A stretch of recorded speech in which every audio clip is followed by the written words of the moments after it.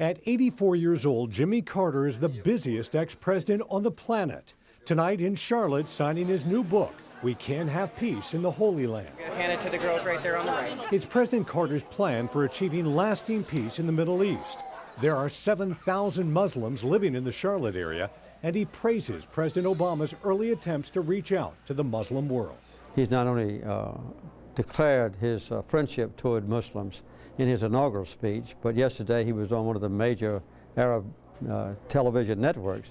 Jimmy Carter's presidency was saddled by a recession and the Iranian hostage crisis. He sees parallels between his administration and President Obama's. I think the thing that's different now is that there's a much greater worldwide economic crisis than I faced when I went into office.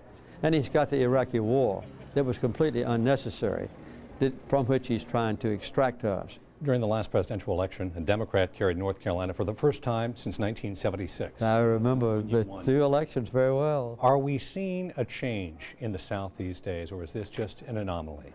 I don't think it's a complete anomaly, because who would have thought 3 or 4 years ago that a black candidate would have carried North Carolina?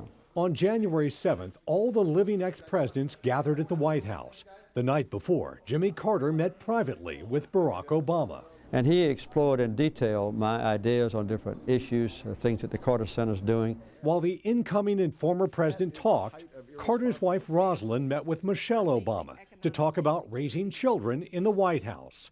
Amy Carter was just 9 years old when her father was elected president, the same age as Malia Obama. What is life like for a child in the White House?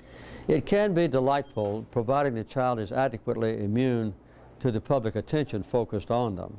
And in good weather, Amy would take the kids out to the swimming pool that Gerald Ford had put in at the White House when he was in office.